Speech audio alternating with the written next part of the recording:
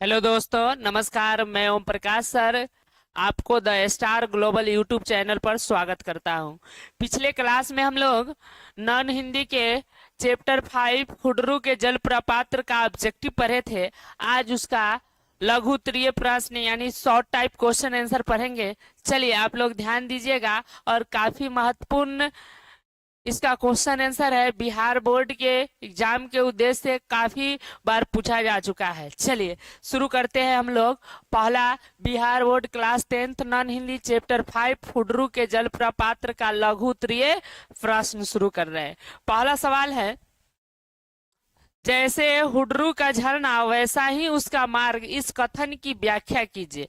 यानी लेखक ने इस कथन को क्यों कहा है, इसका क्या कहने का उद्देश्य है। जैसे हुडरू का झरना है वैसा ही इस उसका मार्ग है। हुडरू का झरना अत्यंत आकर्षण, मनमोहक और आनंददायक है। हुडरू का झरना जो है अत्यंत आकर्षण, मनमोहक और आनंददायक है। उसी प्रकार जैसे हुडरू जाने का मार्ग भी आकर्षण, मनमोहक और आनंददायक है। मार्ग में बीहड़ जंगल, जिनमें हिंसक हिंसक जीवों के आवाज के साथ साथ विभिन्न पक्षी को कलवल मनमोहक लगता है। यानी लेखक कहते हैं कि जिस प्रकार हुडरू का झरना है उसी तरह वहां के जाने वाले मार्ग भी आकर्षक है।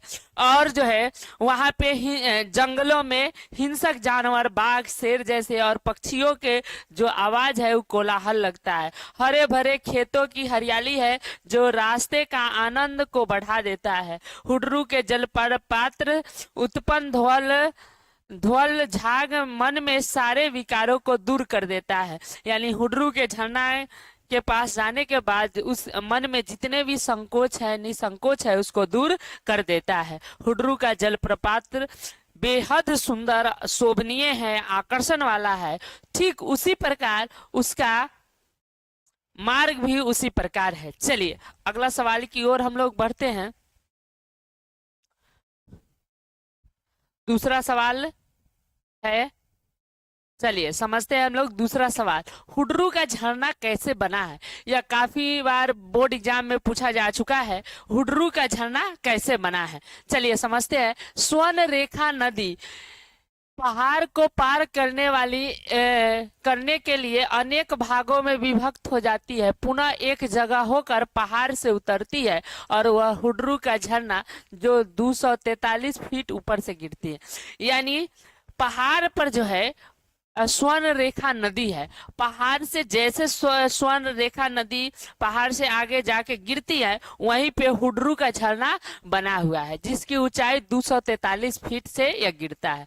चलिए तीसरा सवाल की ओर हम लोग बढ़ते हैं। स्वयं झरने से भी ज्यादा खूबसूरत मालूम होता है और झरने के आगे का दृश्य, इस दृश्य की सुंदरता अपने शब्दों में वर्णन कीजिए। यानी लेखक कहते हैं कि स्वयं झरना और उससे भी ज्यादा खूबसूरत होता है झरने का आगे का दृश्य। इसको अपने शब्दों में बताइए। लेखक किन शब्दों में इसकी व्याख्या किया है?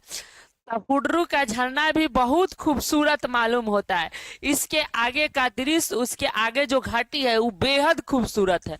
आगे आगे की घाटी पहाड़ों के बीच जो है पतली सी मानो थर्मामीटर का पारा हो और नदी के इर्द गिर्द जो है पत्थरों के बहुत सारे अंबार लगे हुए हैं, झाड़ी है, उसमें अनेक प्रकार के पेड़ पौधे हैं और चारों ओर सुंदरता ही सुंदरता दिखाई पड़ती है। संपूर्ण दृश्य प्राकृतिक का है जो स्वर्ग जैसा सुख देने वाला हुडरू के झरने का आगे का दृश्य है। यानी जो हुडरू के आगे के झरना है, पत्थरों का अंबार लगा हुआ है, सुंदर सुंदर पेड़ पौधे हैं, आगे की घाटी है। यानी लेखक कहते हैं कि जो आगे का दृश्य है वह स्वर्ग के समान है।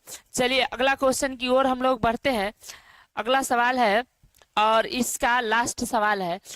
पाठ के आधार पर, प्रस्तुत पाठ के आधार पर समझाइए कि किसी यात्रा वृत्तांत को रोचक बनाने के लिए किन किन बातों पर ध्यान देनी चाहिए। यानी पाठ में लेखक ने यात्रा वृत्तांत को, यह जो चैप्टर है हुडरू का जलप्रपात, यह यात्रा वृत्तांत है। इसमें लेखक ने कैसे उसको आकर्षण बनाया है, क्या क्या चीज पर ध्यान दिया है। तो प्रस्तुत पाठ हुडरू का जलप्रपात एक यात्रा वृत्तांत है। किसी भी यात्रा वृत्तांत को रोचक बनाने के लिए प्राकृतिक सौंदर्य के साथ साथ वहाँ की सांस्कृतिक, सामाजिक और आर्थिक स्थिति का वर्णन करना अनिवार्य है, जैसे कि हुड्रू के जलप्रपात शीर्षक में बताया गया है। इसलिए हम कह सकते हैं कि वहाँ का जो आकर्षण है, वहाँ की स्थिति है, बेहद आकर्षण है। हुड्रू का जलप्रपात शीर्षक में लेखक ने इसका वर्णन किया है। ठीक है दोस्तों, फिर मिलेंगे अगले क्लास में। हम लोग अगला चैप्टर पढ़ेंगे, विहारी के दोहे हैं।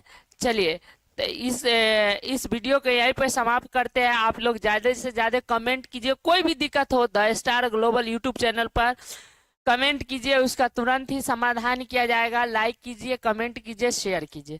जय हिंद।